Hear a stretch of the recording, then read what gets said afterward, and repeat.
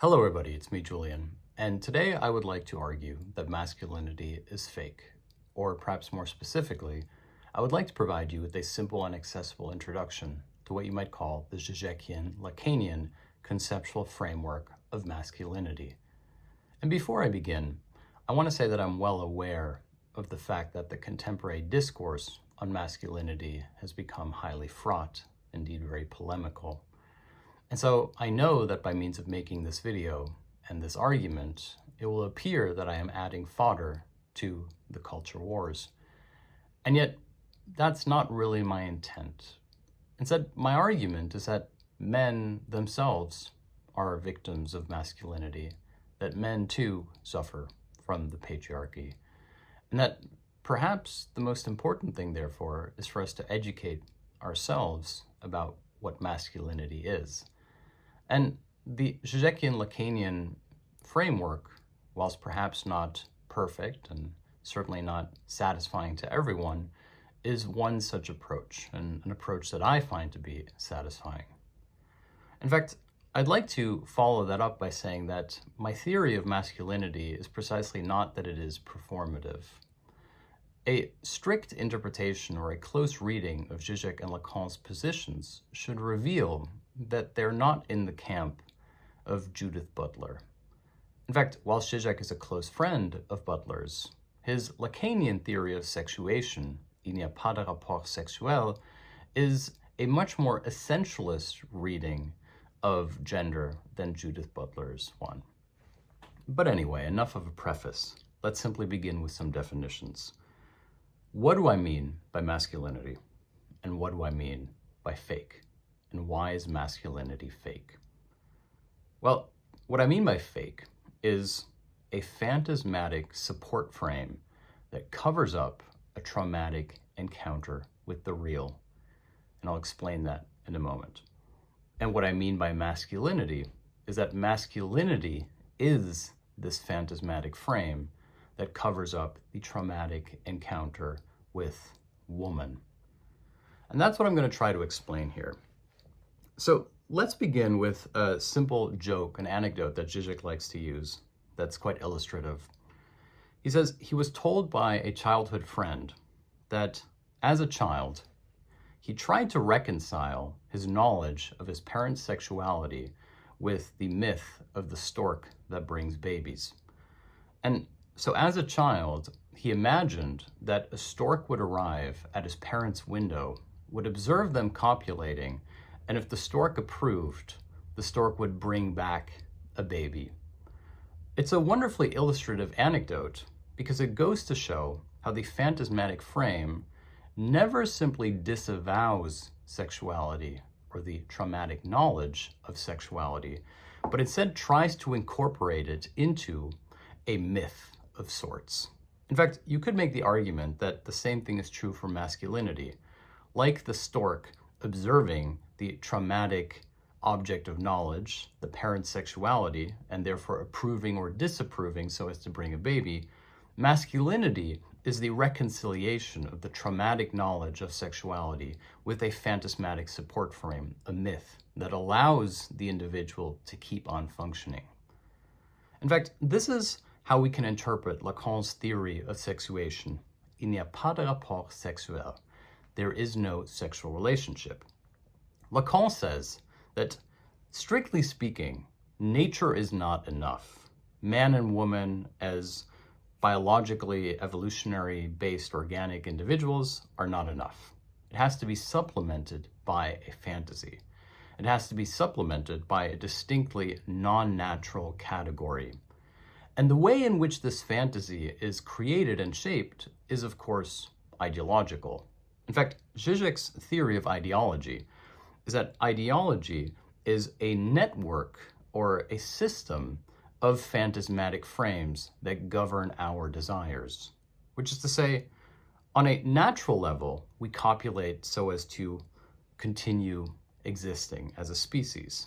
But on an ideological level, we have to be taught how to desire and how to desire the other so as to facilitate this process. Therefore, for both Žižek and Lacan, masculinity and femininity are, strictly speaking, ideological categories that supplement the impossibility of a natural coexistence as such. In fact, Žižek goes a step further, and he has a critique of the naturalist argument. The naturalist argument essentially presents a binary division between nature and culture, organic evolutionary existence versus culture as a essentially symptom thereof, which is to say, the strictly speaking conservative position is that men and women are organically, biologically determined, and that any argument against this is a perversion of nature. Žižek, however, argues that this essentialization of nature is itself a cultural category, which is to say, the essentialization of natural sexual differences is a cultural response to any attempt to undermine the seeming security of the phantasmatic ideological frame.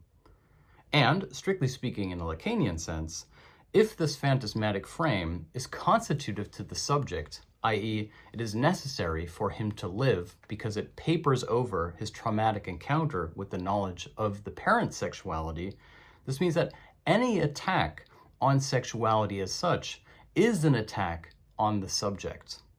In fact, many conservatives, I think, do understand this, that to attack the nature of sexuality is an attack on the most essential feature of their identity and the ideological coordinates that correspond to it and that facilitate it.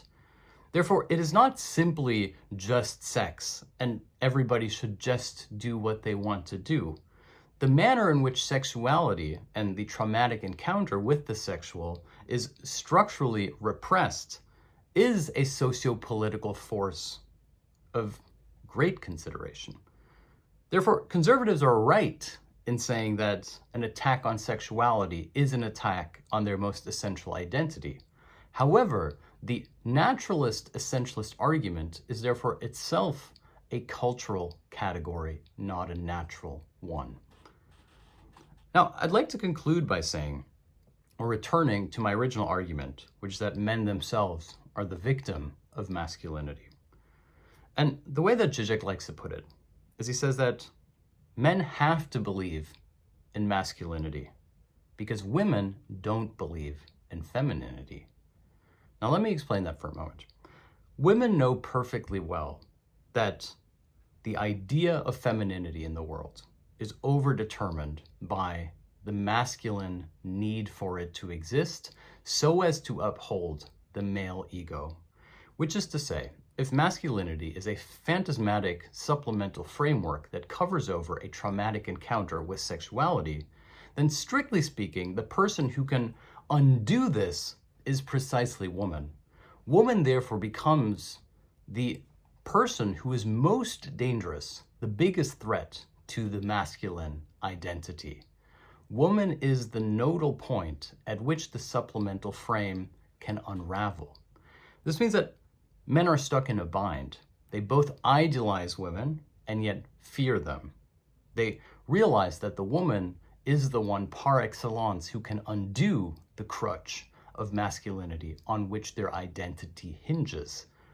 And so men are stuck performing something which they know not necessarily to be true, and yet nevertheless their identity is predicated on it. In fact, many women will deride a man for not being sufficiently masculine. After all, if she is forced to play the role of the feminine for the man, then if the man no longer does the masculine thing, then why would she?